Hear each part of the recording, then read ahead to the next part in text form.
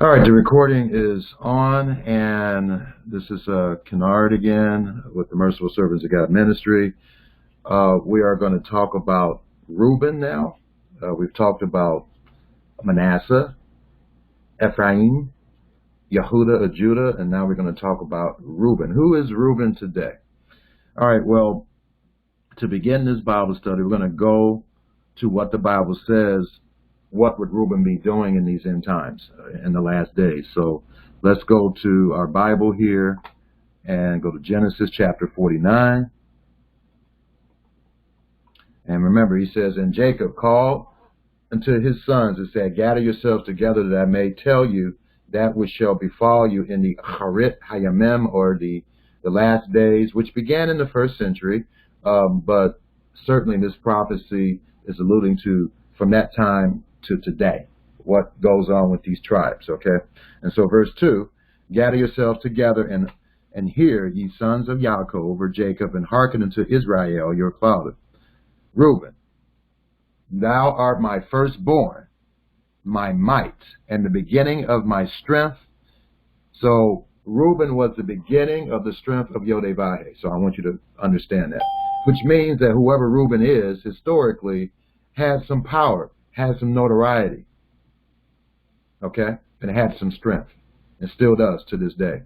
The excellency of dignity and the excellency of power. So they have self-esteem, maybe pride about their power, their role, okay? So that gives you another clue, all right? But Reuben is stated to be in these end times unstable as water. Now remember, the last days began in the first century. From the first century on to today, these characteristics of Reuben exist. Unstable as water, thou shalt not excel, because thou went up to thy father's bed, then defilest thou it. So in other words, he had sex with a concubine of Jacob's.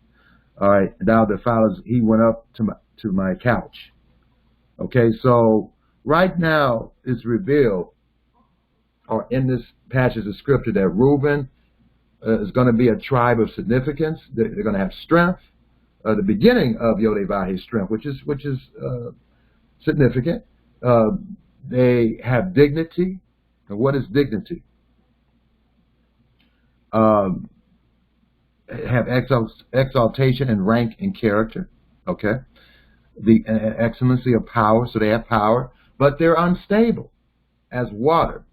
And it says, "Thou shalt not excel." They should not excel, all right, or preserve.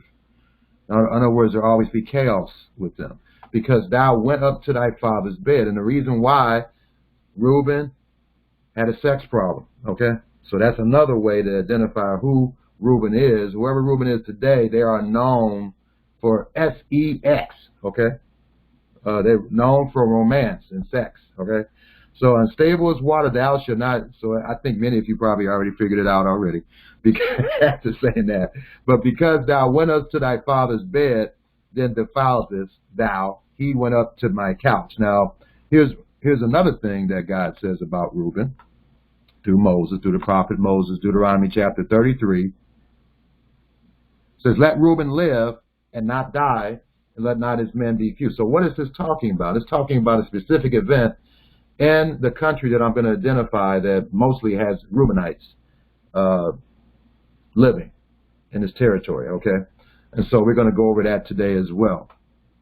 All right, so I'm not going to keep you in suspense anymore. Reuben is France, ladies and gentlemen, and I'm about to prove that to you.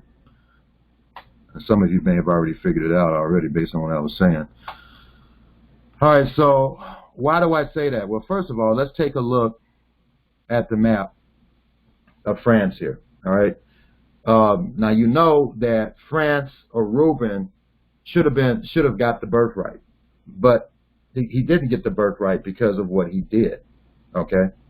So right here, the United Kingdom, you have the British people who are identified as Ephraim. They are above France, which I think is very significant, because they are the one that got the birthright, and they dominated the world at one time, even though France did too, as we're going to see. Remember Napoleon? I know you guys remember who Napoleon was. The French had an empire before the British, but it wasn't as big and large as the British Empire. So that should tell you right there that what God said about France. He stated the following again. Let's take a look at this. That they, just like Ephraim and Manasseh, would have might. But Reuben was the beginning of Yodevah's strength. Reuben, thou art my firstborn, my might, and the beginning of my strength. So it does make perfect sense that he allowed the French to have an empire somewhat similar to the British Empire, although the British Empire was larger than Ephraim. Okay, so Reuben, thou, and you're going to see that here as I go over this. Reuben, thou art my firstborn, my might, the beginning of my strength, the excellency of dignity. Okay, and so France today is a very powerful nation, militarily, technology-wise, and everything. But they are second to the British and the Americans. Okay, they're second to Joseph. The reason why is because they lost the birthright to Joseph, who consists today of Manasseh and Ephraim, America, and Britain. All right, so I just want to point that out in reference to that. So let's take a look at 1 Chronicles chapter 5, verse 1 to 6. Now the sons of Reuben, the firstborn of Israel, for he was the firstborn, but for as much as he defiled his father's bed, so he had some sex issues, his birthright was given unto the sons of Joseph, the son of Israel. And the genealogy is not to be reckoned after the birthright. For Judah prevailed above his brethren, and of him came the chief ruler, but the birthright was Joseph. So the physical blessings came to Joseph, America, and Britain. And of course, some of the other tribes were blessed too, but they weren't as blessed as America and Britain, or Manasseh and Ephraim. Now, since France or Reuben should have got the birthright, of course, God was going to bless them too with maybe a second type of birthright, but it wasn't the birthright. And so France, as we're going to see throughout history, was a very powerful nation, but there was always second to Britain and America. All right. And so we have here the sons of Reuben, firstborn of Israel, Hanak, Palu, Hezron, Carmi. Okay, and so you have all the sons, and we're going to go over that today too. All right. So let me go back.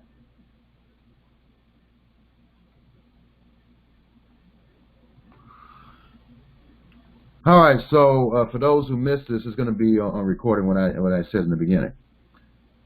All right, so let me go to an article that's going to help clarify some things here about France here. This is from my friend Peter Salemi of the British Israel Church of God. He has some real good stuff on his website. I implore you to go to his website, and we pretty much believe the same thing, pretty much on everything.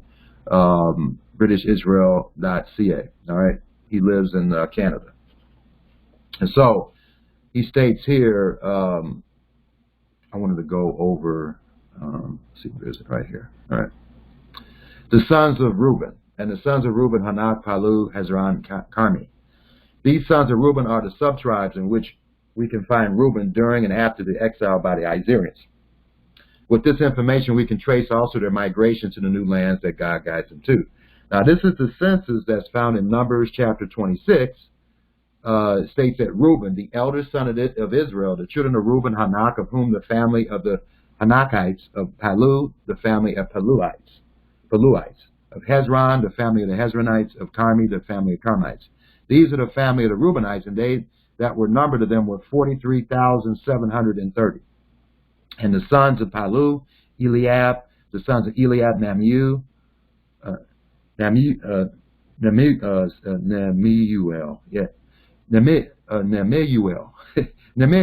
okay, and Dathan and Abiram. This is that Dathan and Abiram which were famous in the congregation, who strove against Moses and against Aaron and the company of Korah. So we have some elements of Reuben getting together with Korah, okay, against Moses. And so there's some strife going on in Reuben. And the earth opened her mouth and swallowed them up together with Korah. When that company died, what time the fire devoured 250 men, and they became a sign. Notwithstanding, the children of Korah died not. So again, one of the Reubenites tried to take leadership role in Israel. Now remember, they were supposed to receive the birthright, okay?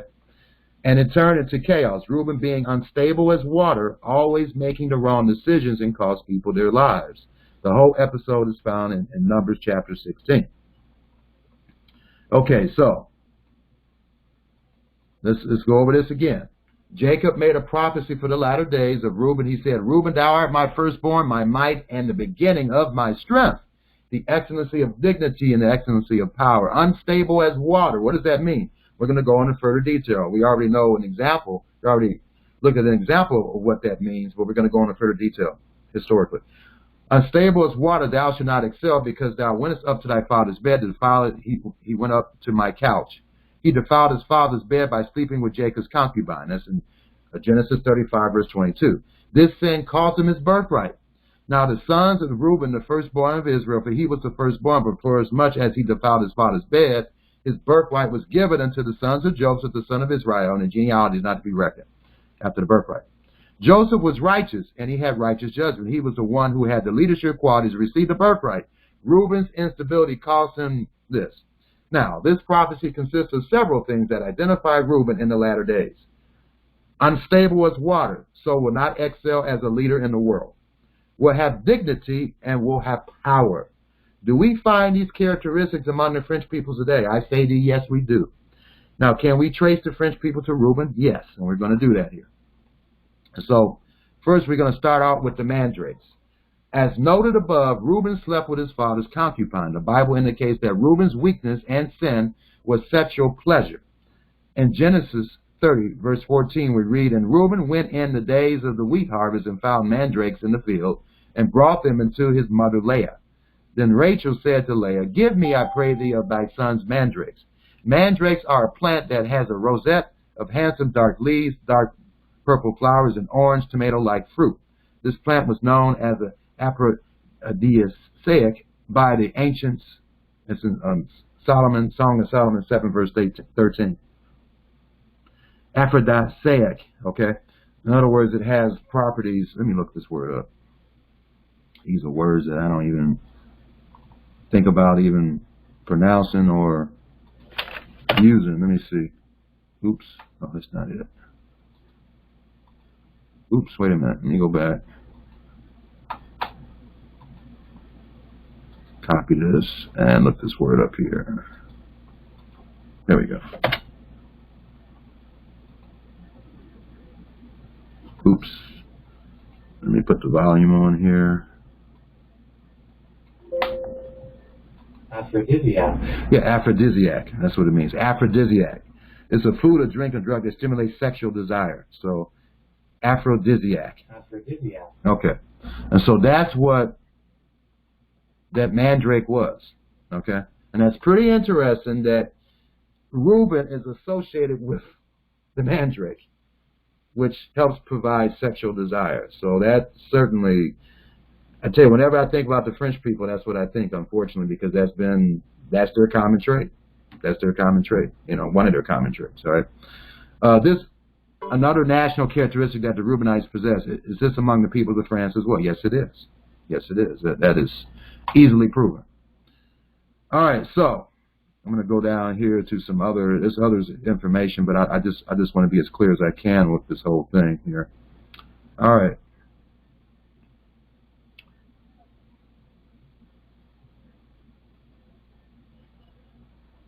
So getting to the mandrakes.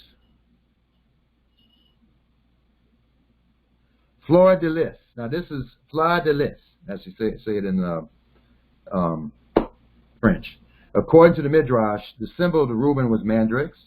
So that is actually the symbol of Reuben. Oh boy, that's a dead ringer. Mandrakes, which causes or enhances sexual desire. The mandrake is described as having a purple or white flower. Perhaps this gave rise to the white lily. Okay? Traditional symbol of the French monarchy, whose president is to be found in the Judean coins. And we're going to take a look at that a little more closely later on in this Bible study. The first Frankish kings. Now, the French people are associated with the Franks. All right. The first Frankish kings, the Merovingians, had a son called, and the French king Louis the 14th, considered the apotheosis of French royalty, was known as the Sun King.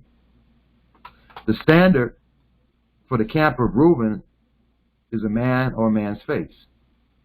Reuben means in Hebrew, see a son. Reuben's man standard is strongly likened to humanism that came out of the French Revolution. Humanism is the worship of man and man's capabilities instead of God. The man standard of Reuben is also heavily linked to the Revolutionary Declaration of the Rights of Man. The godless ideals of the French Revolution had a very strong influence on world history and have spread to many nations. Certainly has. The emblem below was adopted in the Third Republic as a quasi-official one. The motto means liberty, equality, and fraternity. We're going to take a look at that later on, another clear picture. But that's one old picture of the coat of arms of France today. All right.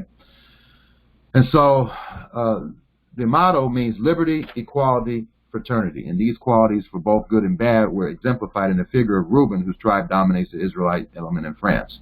Liberty. Reuben acted with a lack of propriety towards his father's concubine, which was taking liberty too far at the expense of others. Reuben intended to set Joseph free and in effect saved his life, which is an application of the principles of both liberty and fraternity. At the same time, Reuben was the firstborn and should have acted with more authority. Equality was misapplied. Okay, so, and that's what it looks like there, in a different version of it anyway. France's physical and sexual appetites are known worldwide, as I just mentioned. Also, French emotional volatility,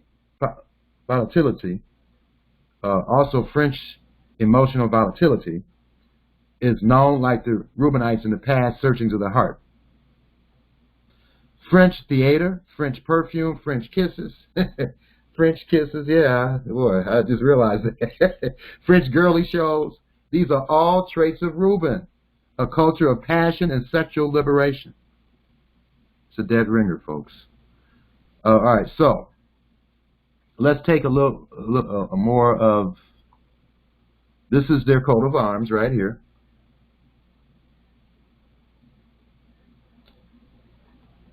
And here's their flag, which is interesting because it has the same colors of the United States flag and the British flag, which means they're linked. Okay? And then you have the Great Seal of France, which is similar to the Statue of Liberty. Similar to the Statue of Liberty. It's interesting that Reuben of France is so linked with America and Britain because, again, they should have received the birthright. So it makes sense that they would have some kind of commonality with Manasseh and Britain, or America and Britain. And they do. So this is the French coat of arms. This is the current French president, Emmanuel Macron. Of course, you are familiar with the Eiffel Tower. It's a great country, but they will not be, they were at one time under Napoleon, but they would not maintain that status for very long, and they have not. Okay, and so let's go over this again here, a little bit more here. All right, so this is from the Hebrew Nations website. Very good website, HebrewNations.com. Says it may be that both Israel and non-Israelite elements struggle for preeminence in France. The Israelite segment, however, does exist and is dominated by Reuben. One of the signs of Reuben, you see this in a lot of synagogues, Jewish synagogues, is the rising sun. So what's the significance of that? We'll see that in a minute. What's the significance of that? And here's the Israeli stamp, and it has a mandrake right there. That's the symbol of Reuben, right there. And so, again, Reuben, mandrakes, Paris, and romance. Reuben is associated with the mandrake. The symbol of Reuben was a mandrake. The mandrake has a flower similar to the lily, the flower dilis, traditional symbol of Reuben, still seen on the flag of Quebec, Canada. Reuben had found mandrakes in the field, so we already talked about that. Now, here's interesting. The flower dilis, which is found on many of the French national symbols. This is similar to the mandrake. See? Similar to the mandrake. See? Paris is known as the city of love. If you didn't know that by now, okay? All right, so sunrise. Another symbol of France is the rooster or cock, which is associated with the sunrise, another symbol of Reuben. In Jewish synagogues, the symbols of the 12 tribes serve as a frequently employed theme of decoration. More often than not, Reuben is accorded the rising sun symbol. The name Reuben means sea of sun. In Aramaic, the name for sea, Hama, is similar to the name for sun, Hama. So here's the Republic of France, and then you have a chicken, and you have that. All right? So this is interesting right here. Zarephath, Obadiah 1 verse 20 is France. Rashi stated this. And for proof of this, for verification, I just researched this here. This is in Obadiah 1 verse 20. And this exiled host of the children of Israel who are with the Canaanites as far as Zarephath, and the exile of Jerusalem, which is Sepharad, shall inherit the cities of the Southland. Okay. And so, I want to point you out to what he says here, and the exile of Jerusalem, which is in Sepharad.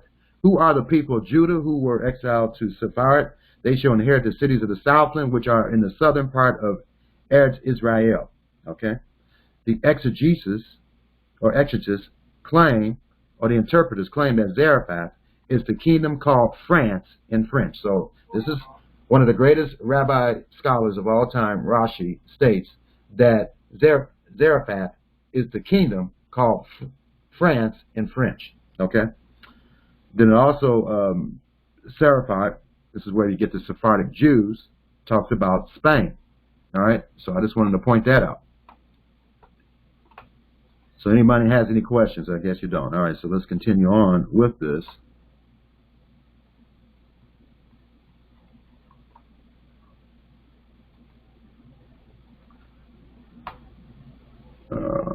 Where are we at here?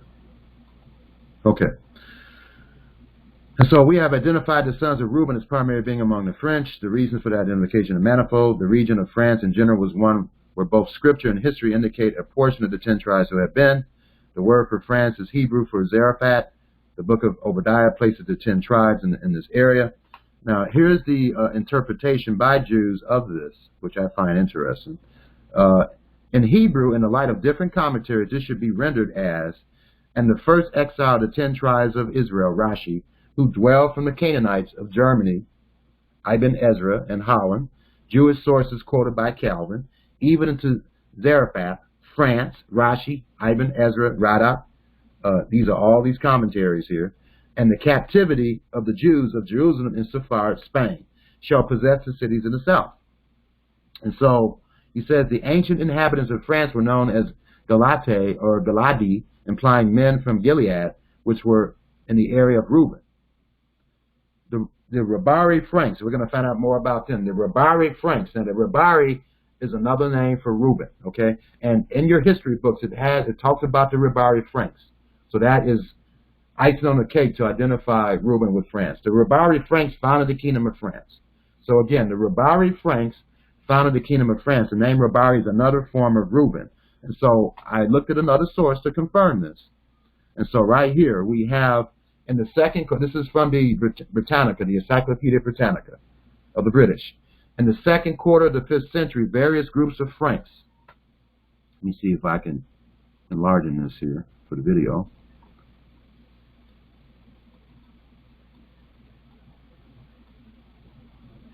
Oops, wait a minute. Just had this.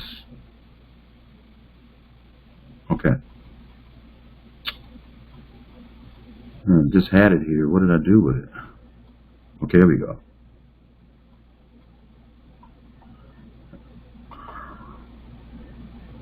Here we go. And so, origins, the early Frankish period. So that's where we get the word France from Franks. In the second quarter of the 5th century, various groups of the Franks moved southward. The Ripuarian, and see that's a longer version of Ripuari, R-E-P-U-A-R, Ripuari. Okay, that's a longer version of it. The Ripuarian Franks, as they would be known, settled in the Rhine area near Cologne and along the lower branches of the Moselle and Moselle rivers, and the Salian Franks, as they came to be known. Okay?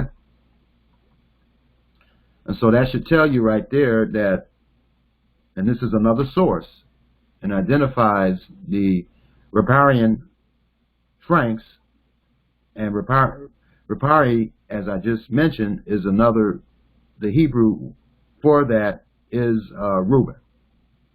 Okay, so I just wanted to point that out to you from another source.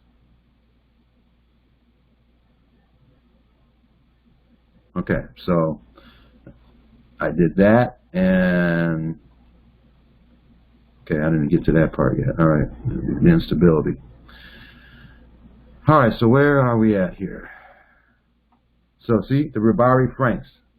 The symbols of France were the fleur de lis, the cock, and the rising sun. These are the associable with Reuben, who was represented by the rising sun of Mandrakes. Now, here's some more interesting information here. The names of the sons of Reuben are similar to those of the groups that settled in France. Hanat became Hauti or Hugo, which was the name given to the Franks. Palui became Phalia in Germany, where the Franks invaded Gaul. Hextrani became Hassari, and the Istobones, Sencabri, both of whom were branches of the Franks. Carmi became Carini, who were also the section of the Franks in Gaul. The characteristics implied by these names reflect aspects of the French culture. Hanot means inauguration or education. Balu means distinction. Hezron denotes dweller of the courtyard. And Carmi is durable from Sirim, meaning vineyard.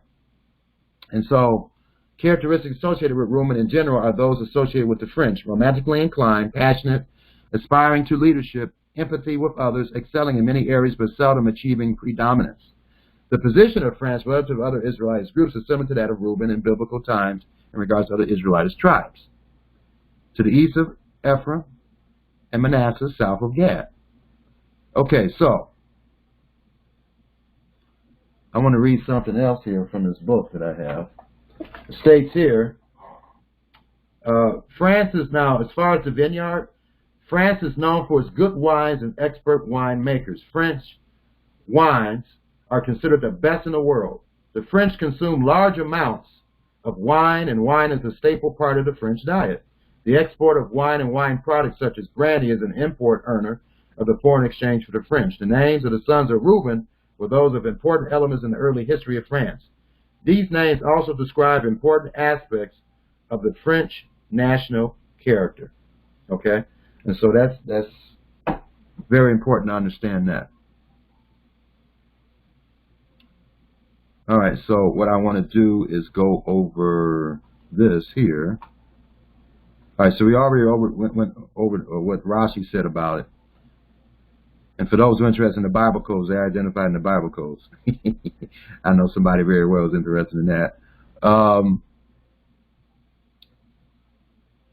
Okay, I went over this. Okay, here we go, right here. So, French, Reuben, and history. Some points of interest are that the sons of Reuben were destined, this is found in Jewish writings, in the latter days to wage war in the land of Israel against Jerusalem. It was the French, or the Franks, who led the Crusaders of Europe in 1069 and 1270 in their attempts to conquer the Holy Land in Jerusalem. The French Emperor Napoleon Bonaparte, you know who that is, right? Napoleon Bonaparte, it's Bonaparte, I think. Napoleon Bonaparte, in 799, offered to restore Palestine to the Jews. It was the French, together with the British, who created the political climate which made possible the Balfour Declaration. What is the Balfour Declaration? The Balfour Declaration is when the British allowed the Jews to come back into the land. in 1917, and ultimately the State of Israel. The British would probably have not issued the Balfour Declaration if it was not for his brother Reuben, for the French to agree in it. French Gentile volunteers fought on the Jewish side in Israel's War of Independence. France assisted the State of Israel in its nuclear program and armament in general in the early years after the Israeli Declaration of Independence. Okay? At a later stage, the French showed that they could also be anti-Semitic and supporters of the Palestinians who want to kill all the Jews. Reports suggest that in Europe, support for armed intervention on behalf of the Palestinians against the Jews in the year 2001 is led by France. France as a nation contains many non-Israelite elements who frequently obtain dominance. France today contains about 20% Muslims from North Africa, and many others who are descended from the Italians, Germans, Poles, and others. France, like all European countries, also contains elements from Edom. Esau, under the name of Osiris, was worshipped as a god in ancient France, Gaul. From the very beginning in ancient Gaul, the nobles treated their subjects almost as slaves and as belonging to another race. The nobles of Gaul were admitted to the Roman Senate as equals, and this may reflect their racial connection to the Romans who descend in part from Esau. There were elements among the French who identified with the Germans. So here is the French colonial empire at one time. Okay? Similar to what the British Empire had, but it wasn't as great because they didn't have Australia. They didn't have certain parts of Africa either. See? But they did have an empire. This is the colonial empire that they had before the British. Okay? And so here's, what is this here? Okay. We go over this again. The motto of the French Revolution, liberty, equality, fraternity. And then you have a picture of a lady here. Then the Eiffel Tower there, which is very famous. Okay. And so I had a picture of the flowers here somewhere. And yeah, here we go. I already went over that. All right. So moving along here.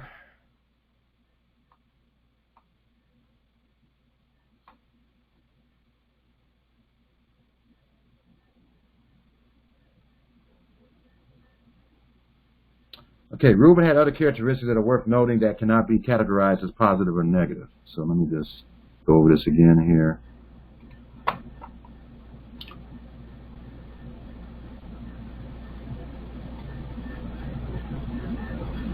In general, in the eyes of foreign and native observers, the French emphasizes logic and rationality of reason, even in the face of reality. The French wants things to be stratified, for right and privilege to be inherited or given after demonstration of work, though not necessarily worked in for themselves. In other words, one is born to it, and where examinations exist, it is in order to prove that one has been born to it. This is a French trait. Do courses, be educated, take the examination, and get the position or be born to it. Once received, accept whatever status bequeathed you. Do not expect drastic changes without having to overturn all the existence and create a new reality where things may be set permanently in place anew. All this reflects the attitude of Reuben, being the firstborn and always feeling his firstborn rights. This feeling of innate inherited merit, however, did not blind Reuben to the reality around him. Neither did it cause him to resent the achievement of Joseph, who in one sense would be considered his rival. Reuben had empathy both for the fate of Joseph and the feelings of his father, and for the sake of justice. The French also have empathy for others, liberty, equality, even though sometimes he turned against Joseph, but then again he also defended Joseph all throughout history. Liberty, equality, fraternity. Okay? All right, so let me get rid of some of these sites here. I don't need them anymore. Use them all up here. And familiar with that. And so let's talk about, well, first of all, let's look at the history of their political instability. And so you have right here, find out here. Man, I had just, where is this? I just had it here about their instability. Here we go. All right. No, that's not it. I had typed something in here about their political instability, and I can't find it now. Let me see. Political. Oh, here we go. Political instability in France. Since the Constitution, Since the Constitution, I heard somebody come on and come off. Okay. Since the Constitution of the Fourth Republic took effect in January 1947, less than 8 years ago, there has been 15 successive cabinets in France. Times of government crisis, that is, periods when there has been no government at all, one cabinet having resigned and the successor not yet having been approved. Let me, here we go. Since the Constitution, and I notice that this talks about the political instability in France, and the Bible says they would be unstable. Since the Constitution of the Fourth Republic took effect in January 1947, less than 8 years ago, there has been 15 successive cabinets in France. That is a lot. Times of government crisis, that is, periods where there has been no government at all, one cabinet having resigned and the successor not yet having been approved, have totaled over 6 months. These two sentences tell the story of how far political instability has gone in France today. It is not, and when it says today, it's talking about the last days, which began in the first century. It is not a new phenomenon. From 1789 to 1946, France lived under 13 different constitutions, not counting the provisional governments. The most lasting of them, that of the Third Republic, adopted in 1875, saw 93 different governments within 65 years. Again, let me underscore that. The most lasting of them, that of the Third Republic, adopted in 1875, saw 93 different governments within 65 years. You're talking about instability. When God said that France would be unstable, boy, did he mean it. Anyway, but such instability has much more serious consequences today, when the complexity and multitude of problems facing France call more urgency, continuity, and action. And so this is written in October of 1954, okay, which certainly covers that end time period that Jacob was prophesied to talk about. All right, so we have some more information about what was going on in France. You had the Great Depression. France at the end of the 1920s had apparently recovered its pre-war stability. For a time, it seemed immune to the economic crisis. France went serenely on behind its high tier, but in 1931, however, France in its turn succumbed to the effects of the Great Depression, and then things became unstable again, as it states here. And so that's it with that. Now, as far as the global economy today, France's political instability, as you can see, in 1996 and 2002, it was more stable than it is today. It's shrunk all the way down here to being, their stability, or political stability, is not very good when you compare it to what it was in the past, particularly in 2002, right there, okay? And so, I've already went over this, coat of arms, went over that, went over this, I already went over that.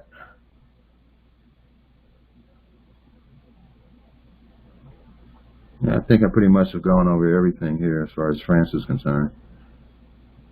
Let me read the rest of this, what he stated here about the French Revolution and prophecy, okay?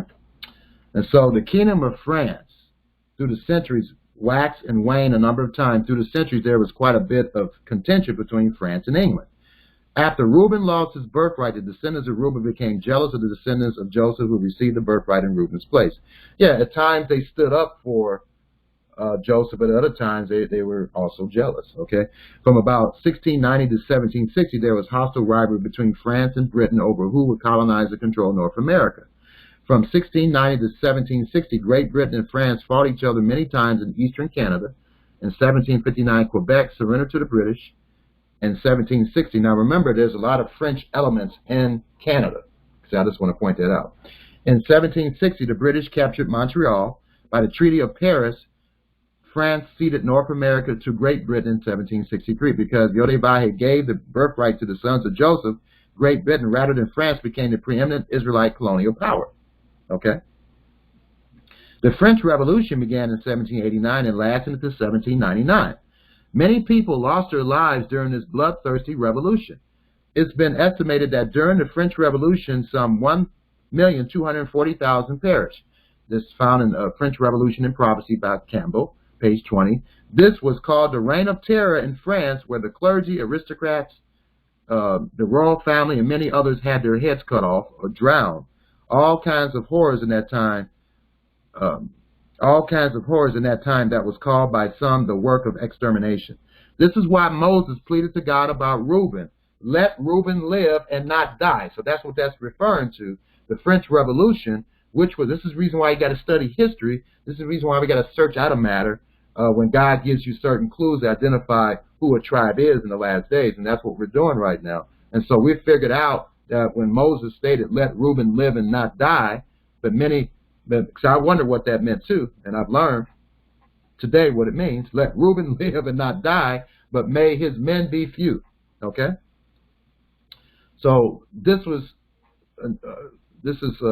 referring to the Reign of Terror in France, where the clergy, the aristocrats, the royal family, and many others had their heads cut off and drowned. That's the reason why he inspired Moses, because he knew this would happen during the last days, which began in the 1st century. Okay? Let Reuben live and not die, but may his men be few. Okay? Obviously, Moses was asking God to preserve Reuben, so a terrible time of trouble that was threatening Reuben was going to happen in the French Revolution, was a time when the Reign of Terror in France, Europe, and ultimately the world would never be the same again. Okay? After this time, Napoleon took over.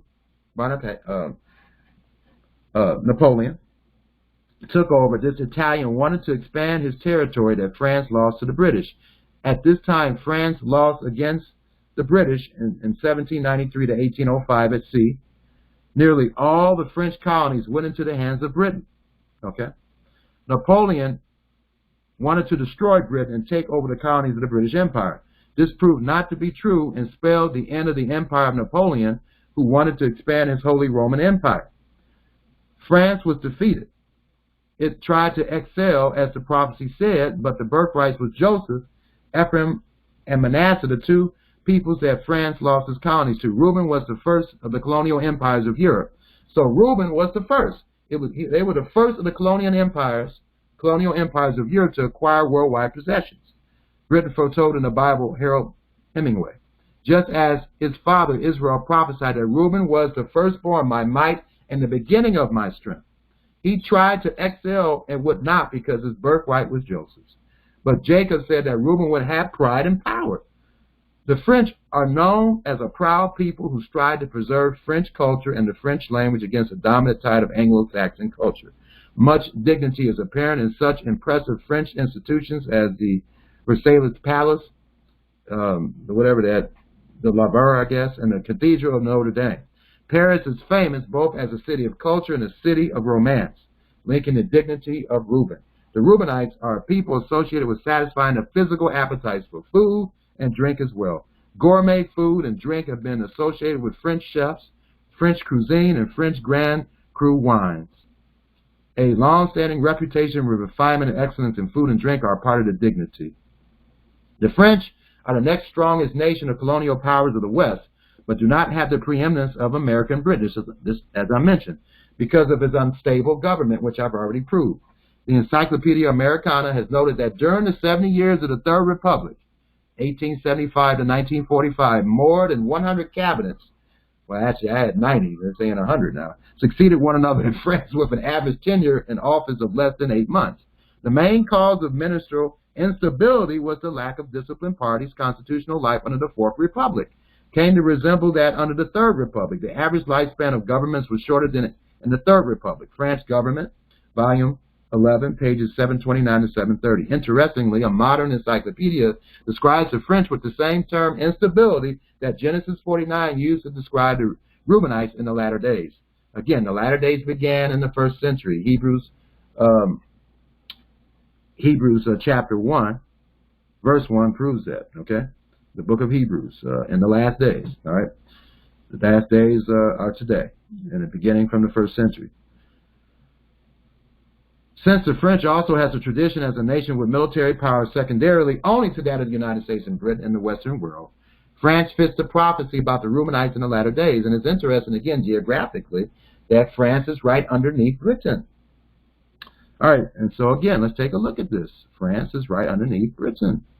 And I don't think that was a coincidence by God. All right, so getting back to this. As we also seen in the Bible, Reuben's reluctance to join the fight to combat Israel's enemies in the days of Deborah in World War II. So we know that Reuben was reluctant to join the fight to combat Israel's enemies in the days of Deborah. In World War II, France also displayed a Reubenite trait in World War II. When pressured by Nazi might, France quickly excuse me. Let me drink some water here. France quickly yielded and chose to coexist with the French Vichy government, with the Nazi evil, rather than continue to oppose it. Even as forefather Reuben yielded to his brothers' pressures to lie to their father about Joseph's fate, instead of opposing what he knew to be wrong, the French grudgingly cooperated with the Nazis rather than continuing to oppose what they knew to be wrong. In contrast, Great Britain, Ephraim, declared it would doggedly fight on alone rather than surrender to a great evil. Prime Minister Winston Churchill declared that England would never surrender,